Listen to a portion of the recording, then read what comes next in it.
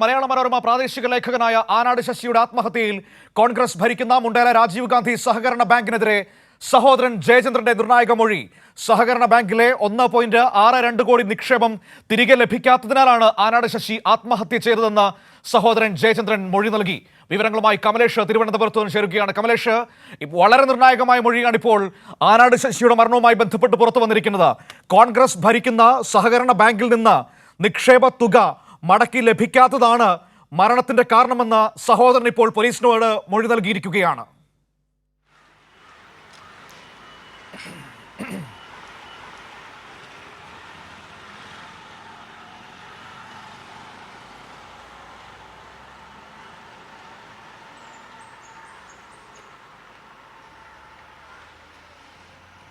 കമലേഷ്, കേൾക്കാമോ?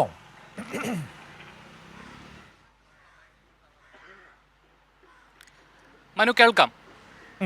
അതായത് വളരെ നിർണായകമായ മൊഴിയാണ് ഇപ്പോൾ ആനാട് ശശിയുടെ മരണവുമായി ബന്ധപ്പെട്ട് പോലീസിന് ലഭിച്ചിരിക്കുന്നത്. ഈ കോൺഗ്രസ് ഭരിക്കുന്ന രാജീവ് ഗാന്ധി സഹകരണ സംഘം മുണ്ടേല, അവിടെ നിന്നുള്ള നിക്ഷേപ തുക തിരികെ ലഭിക്കാത്തതാണ് തന്റെ സഹോദരന്റെ മരണ കാരണമെന്ന് ജയചന്ദ്രൻ മൊഴി നൽകിയിരിക്കുകയാണ് ഇപ്പോൾ പോലീസിന്. ആ മൊഴിയുടെ പൂർണ്ണമായ രൂപം എന്താണ്?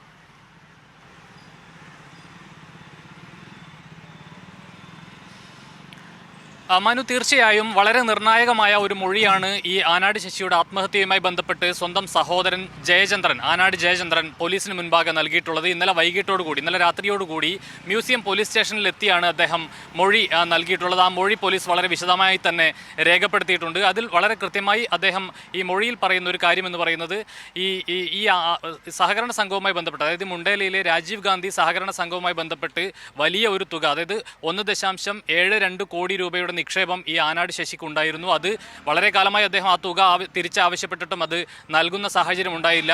ഏറ്റവും ഒടുവിലായി ഈ രാജീവ് ഗാന്ധി സഹകരണ സംഘത്തിൻ്റെ അല്ലെങ്കിൽ ഈ ബാങ്കിൻ്റെ സാഹചര്യം എന്ന് പറയുന്നത്, നേരത്തെ ഈ സാമ്പത്തികമായി ഇത് തകർച്ചയിലേക്ക് പോവുകയും ഈ ബാങ്കിൻ്റെ പ്രവർത്തനങ്ങളെല്ലാം നിലയ്ക്കുകയും ചെയ്യുന്ന സാഹചര്യമുണ്ട്. ഈ ബാങ്കിൻ്റെ പ്രസിഡന്റ് നേരത്തെ ആത്മഹത്യ ചെയ്യുകയായിരുന്നു. ബാങ്കിൻ്റെ സെക്രട്ടറിയെ നേരത്തെ അറസ്റ്റ് ചെയ്യുന്ന സാഹചര്യം ഉണ്ടായിരുന്നു. ഇത് ഏതായാലും കേസിൽപ്പെട്ട് കിടക്കുന്ന ഒരു സാഹചര്യമാണ്. അതുകൊണ്ട് തന്നെ ഈ തുക ഒരിക്കലും ഇനി തിരികെ ലഭിക്കില്ല എന്ന ഒരു തീരുമാനത്തിലേക്ക് അല്ലെങ്കിൽ അങ്ങനെ ഒരു തീർച്ചയിലേക്ക് അദ്ദേഹം പോവുകയും ചെയ്തിരുന്നു എന്നാണ് മനസ്സിലാക്കുന്നത്. അത് അടിസ്ഥാനപ്പെടുത്തിയാണ് ഇപ്പോൾ സഹോദരൻ മൊഴി നൽകിയിട്ടുള്ളത്. ഇങ്ങനെ ഈ തുക വലിയൊരു തുകയാണ്, 1.72 കോടി രൂപ എന്ന് പറയുന്നത് വളരെ വലിയൊരു തുകയാണ്. അത് തിരികെ ലഭിക്കാത്തതിൽ അദ്ദേഹത്തിന് വലിയ മനപ്രയാസം ഉണ്ടായിരുന്നു എന്നാണ് സഹോദരൻ പറയുന്നത്. അതോടൊപ്പം തന്നെ അദ്ദേഹത്തിന് ചില അസുഖങ്ങളും ബാധിച്ചിരുന്നു. അസുഖബാധിതനായതിൻ്റെ പ്രയാസവും അദ്ദേഹത്തിനുണ്ടായിരുന്നു എന്നുള്ളതാണ് ഏറ്റവും പ്രധാനപ്പെട്ട കാര്യം. ഈ രണ്ട് കാര്യവും പോലീസിന് മുൻപാകെ അദ്ദേഹം പറഞ്ഞിട്ടുണ്ട്. ഇത് രണ്ടുമാവാം ആത്മഹത്യയിലേക്ക് അദ്ദേഹത്തെ നയിച്ചത് എന്ന സംശയം തന്നെയാണ് ബന്ധുക്കൾക്കുമുള്ളത്. സഹോദരനും ആ നിലയിൽ തന്നെയുള്ള ഒരു മൊഴിയാണ് ഇപ്പോൾ പോലീസിന് കൊടുത്തിട്ടുള്ളത്. ഏതായാലും പോലീസ് ഇതുമായി ബന്ധപ്പെട്ട് അസ്വാഭാവിക മരണത്തിന് കേസെടുത്ത് അന്വേഷണം ആരംഭിച്ചിട്ടുണ്ട്. നിലവിൽ ഈ FIR തയ്യാറാക്കുന്നതിന് വേണ്ടിയുള്ള മൊഴിയാണ് കുടുംബാംഗങ്ങളിൽ നിന്നുൾപ്പെടെ രേഖപ്പെടുത്തിയിട്ടുള്ളത്. അതിൻ്റെ ഭാഗമായാണ് ഈ ആനാട് ജയചന്ദ്രനും അദ്ദേഹത്തിൻ്റെ സഹോദരനായ ആനാട് ജയചന്ദ്രനും ഇതിൽ ഒരു മൊഴി നൽകിയിട്ടുള്ളത്. ഏതായാലും കോൺഗ്രസിൻ്റെ നിയന്ത്രണത്തിലുള്ള രാജീവ് ഗാന്ധി സഹകരണ ബാങ്ക് നേരത്തെ തന്നെ ഏതാണ്ട് ഒരു 40 കോടിയോളം രൂപ ഇത്തരത്തിൽ പലരിൽ നിന്നായി പിരിക്കുകയും എന്നാൽ ഇതിൽ ആർക്കും ഈ പൈസ തിരിച്ചു കൊടുക്കാൻ കഴിയാതെ പോവുകയും ചെയ്യുന്ന ഒരു സാഹചര്യമാണ് നിലവിലുള്ളത്. ഏതാണ്ട് ഒരു 2 കോടിയോ 3 കോടിയോ മാത്രമാണ് ആളുകൾക്ക് തിരിച്ചു കൊടുക്കാൻ കഴിഞ്ഞിട്ടുള്ളത്. ബാക്കിയെല്ലാം വലിയ ക്രമക്കേടാണ് ഇതുമായി ബന്ധപ്പെട്ട് നടന്നിട്ടുള്ളത്. ഇതിൽ വലിയ കേസും അന്വേഷണവും ഒക്കെ വന്ന ഘട്ടത്തിൽ അറസ്റ്റ് ഉൾപ്പെടെ, അതായത് ബാങ്കിൻ്റെ സെക്രട്ടറി എന്ന് പറയുന്നത് എനിക്ക് ലഭിച്ച വിവരത്തിൻ്റെ അടിസ്ഥാനത്തിൽ ഈ നേരത്തെ ആത്മഹത്യ ചെയ്ത പ്രസിഡന്റിൻ്റെ സഹോദരൻ്റെ ഭാര്യയോ മറ്റോ ആണ്. ആ സെക്രട്ടറിയെ നേരത്തെ അറസ്റ്റ് ചെയ്യുന്ന സാഹചര്യമുണ്ടായിരുന്നു. അത്തരത്തിൽ വലിയ പ്രയാസങ്ങൾ വന്ന ഘട്ടത്തിലാണ് ബാങ്കിൻ്റെ പ്രസിഡന്റ് ആത്മഹത്യയിലേക്ക് പോകുന്നത്. ഇപ്പോഴും വലിയ നിയമപ്രശ്നവുമായി ബന്ധപ്പെട്ട് ഈ ബാങ്ക് മുന്നോട്ട് പോകുന്ന ഒരു സാഹചര്യമാണുള്ളത്. ഇവിടെ നിന്നും ഇനി ഈ പൈസ തിരികെ ലഭിക്കില്ല എന്ന ഒരു ബോധ്യത്തിലേക്ക് ആനാട് ശശി പോയിട്ടുണ്ട് എന്നുള്ളതാണ് ബന്ധുക്കളുടെ ഒരു പരാതിയായി വന്നിട്ടുള്ളത്, അല്ലെങ്കിൽ ഒരു കാര്യമായി വന്നിട്ടുള്ളത്. അതിൻ്റെ ഭാഗമായി തന്നെ അതിനൊപ്പം തന്നെ അദ്ദേഹത്തിന് പലതരത്തിലുള്ള ആരോഗ്യ പ്രശ്നങ്ങളും വന്നു. അതിലും അയാൾക്ക് വലിയ മാനസിക പ്രയാസം ഉണ്ടായിരുന്നു എന്നുള്ളതാണ് ബന്ധുക്കൾ മൊഴി നൽകിയിട്ടുള്ളത്. ഏതായാലും പോലീസ് ഈ വിഷയത്തിൽ വിശദമായ അന്വേഷണത്തിലേക്ക് കടക്കുകയാണ്. അസ്വാഭാവിക മരണത്തിന് കേസെടുത്ത് മ്യൂസിയം പോലീസ് അന്വേഷണം ആരംഭിച്ചിട്ടുണ്ട്. മനു, തീർച്ചയായും ഇവിടെ കമലേഷ് ശ്രദ്ധിക്കേണ്ട കാര്യമെന്ന് പറയുന്നത്, ഒരു മാധ്യമ പ്രവർത്തകൻ, മലയാള മനോരമയുടെ പ്രാദേശിക ലേഖകൻ ആത്മഹത്യ ചെയ്യുന്നു കോൺഗ്രസ് ഭരിക്കുന്ന സഹകരണ ബാങ്കിൽ നിന്ന് പണം കിട്ടാത്തതിനെ തുടർന്ന്.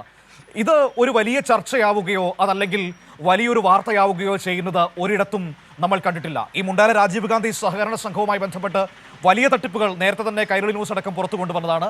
മറ്റു മാധ്യമങ്ങളൊന്നും അതിനെ അങ്ങനെ വാർത്തയായി എടുക്കുന്നതും നമ്മൾ കണ്ടിട്ടില്ല. എന്തുകൊണ്ടായിരിക്കാം? ഭരിക്കുന്നത് കോൺഗ്രസ് ഭരണസമിതി ആയതുകൊണ്ടാണോ ഇത്തരത്തിൽ മാധ്യമങ്ങൾക്കൊക്കെ ഒരു പദവിയില്ലാത്തൊരു മൗനം നമുക്ക് കാണാൻ കഴിയുന്നത്?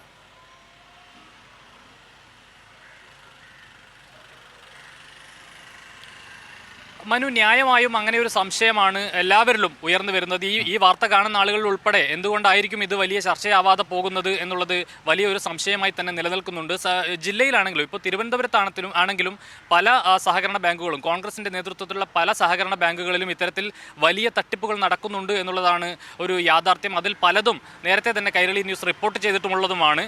എന്നാൽ ഈ വിഷയവുമായി ബന്ധപ്പെട്ട് നേരത്തെ വലിയ വാർത്തയായിരുന്നു ഈ സഹകരണ സംഘം തകർന്നതും ഈ പ്രസിഡന്റ് ആത്മഹത്യ ചെയ്തതും സെക്രട്ടറി അറസ്റ്റിലാവുകയും ഒക്കെ ചെയ്തത് വലിയ വാർത്തയാവുകയും ചെയ്തു. പക്ഷേ അപ്പോൾ പോലും ഇത്തരത്തിൽ എത്രത്തോളം ആളുകൾ ഇതിൻ്റെ ഭവിഷ്യത്ത് അനുഭവിക്കുന്നുണ്ട്, ഇതിൻ്റെ കെടുതികൾ അനുഭവിക്കുന്നുണ്ട് എന്നുള്ള തരത്തിലുള്ള കണക്കുകളോ കാര്യങ്ങളോ ഒന്നും തന്നെ ഒരു മാധ്യമവും റിപ്പോർട്ട് ചെയ്യപ്പെടുന്നില്ല. കോൺഗ്രസിൻ്റെ നേതൃത്വത്തിലുള്ള അല്ലെങ്കിൽ കോൺഗ്രസ്സുകാരായിട്ടുള്ള ആളുകൾ പ്രതിസ്ഥാനത്ത് വരുമ്പോൾ അവർക്കൊരു പ്രത്യേക ഇളവ് മാധ്യമങ്ങൾ നൽകുന്നുണ്ട് എന്നതൊരു യാഥാർത്ഥ്യമാണ്. ആ നിലയിൽ തന്നെയാണ് ഈ കേസുകളും ഇത്തരം കേസുകളെല്ലാം തന്നെ മുന്നോട്ട് പോകുന്നത്. ഏതായാലും ഈ വിഷയത്തിൽ നേരത്തെ വലിയ ചർച്ചകൾ ഉയർന്നു വന്നിട്ടുണ്ട്. പലതരത്തിലുള്ള ക്രമക്കേടുകൾ ഈ ബാങ്കുമായി ബന്ധപ്പെട്ട് വന്നിട്ടുണ്ട് എന്നുള്ളതാണ് പറയുന്നത്. രേഖകളില്ലാതെ പലർക്കും തോന്നിയതുപോലെ ലോണുകൾ അനുവദിക്കുന്ന സാഹചര്യമുണ്ടായി. ഇല്ലാത്ത ആളുകളുടെ പേരിൽ കൃത്രിമ രേഖകൾ ഉണ്ടാക്കി പലരും ലോൺ വാങ്ങിച്ചെടുക്കുന്ന സാഹചര്യമുണ്ടായി. ഇതൊക്കെയാണ് ഇതിനെ തകർച്ചയിലേക്ക് കൊണ്ടുപോയത് എന്നുള്ളതാണ് മനസ്സിലാക്കാൻ കഴിയുന്നത്. കോൺഗ്രസ് നേതാക്കളായിട്ടുള്ള ആളുകൾ തന്നെ ഇതിൽ സാമ്പത്തിക ലാഭം ഉണ്ടാക്കുന്നതിന് വേണ്ടി പലതരത്തിലുള്ള ഇടപെടലുകൾ നടത്തിയിരുന്നു.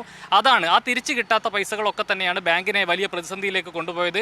അതിന് നേതൃത്വം നൽകിയത്, ഈ ബാങ്കിന് നേതൃത്വം നൽകിയതും ഇതിലെ തട്ടിപ്പിന് നേതൃത്വം നൽകിയതും എല്ലാം കോൺഗ്രസ്സുകാരാണ്. അതായത് തട്ടിപ്പ് നടത്താൻ വേണ്ടി തുടങ്ങിയ ഒരു സഹകരണ ബാങ്കാണ് എന്നുള്ള നിലയിലേക്ക് വരെ ഇതിനെതിരെ ഞാൻ മനസ്സിലാക്കുന്നത് ഈ ബാങ്കുമായി ബന്ധപ്പെട്ട കോൺഗ്രസ് ഭരണസമിതിയുടെ തട്ടിപ്പുകൾ ക്രമക്കേടുകളൊക്കെ സംസ്ഥാന ജില്ലാ നേതൃത്വങ്ങളുടെ ഒക്കെ ശ്രദ്ധയിൽ നേരത്തെ തന്നെ പലരും കൊണ്ടുവന്നിട്ടുള്ളതാണ്. അന്നൊന്നും ഒരു നടപടിയും ഉണ്ടായില്ല.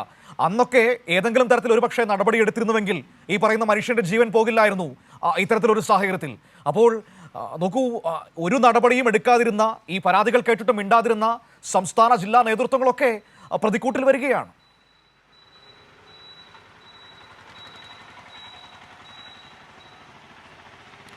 മനു, തീർച്ചയായും ഇത് ഏതെങ്കിലും ഒരു ഒറ്റപ്പെട്ട സംഭവമല്ല. നമുക്ക് മുന്നിൽ വളരെ കാലമായി നമ്മൾ ചർച്ച ചെയ്തുകൊണ്ടിരുന്ന വയനാട് DCC ട്രഷററുടെ ആത്മഹത്യയുമായി ബന്ധപ്പെട്ട വിഷയമുണ്ട്. ഇതിൽ പലതരത്തിലുള്ള ആളുകൾ, പല കോൺഗ്രസിൻ്റെ പ്രധാനപ്പെട്ട നേതാക്കളെല്ലാം ഇതിൽ നിന്ന് സാമ്പത്തിക ലാഭമുണ്ടാക്കുമ്പോൾ, തട്ടിപ്പ് നടത്തി ലാഭമുണ്ടാക്കുമ്പോൾ അതിന് ഇരയാകേണ്ടി വരുന്നത് ഏറ്റവും സാധാരണക്കാരായ പ്രവർത്തകരും ആളുകളും ഒക്കെ തന്നെയാണ് എന്നുള്ളതാണ്. അതിൻ്റെ ഉദാഹരണമാണ് വയനാട്ടിൽ നമ്മൾ കണ്ടത്. അതിൻ്റെ ഉദാഹരണം തന്നെ ആയിരിക്കണം ഒരുപക്ഷെ ഈ ബാങ്കിൻ്റെ പ്രസിഡന്റിനെ ആത്മഹത്യയിലേക്ക് നയിച്ചതുമായി ബന്ധപ്പെട്ട വിഷയങ്ങൾ. അതിൻ്റെ മറ്റൊരു ഉദാഹരണമാണ് ഏറ്റവും ഒടുവിൽ ഇപ്പോൾ ആനാട് ശശിയുടെ ഈ ആത്മഹത്യയും എന്ന് പറയാതിരിക്കാൻ കഴിയില്ല. എത്രയെത്ര ജീവനുകളാണ് ഇത്തരം തട്ടിപ്പുകളിലൂടെ കോൺഗ്രസിൻ്റെ ഈ സഹകരണ ബാങ്കുകൾ വഴി മാത്രം എത്രയെത്ര ജീവനുകളാണ് പൊലിഞ്ഞു പോയിട്ടുള്ളത് എന്നുള്ളത് വളരെ വേദനാജനകമായ ഒരു കാര്യം തന്നെയാണ്.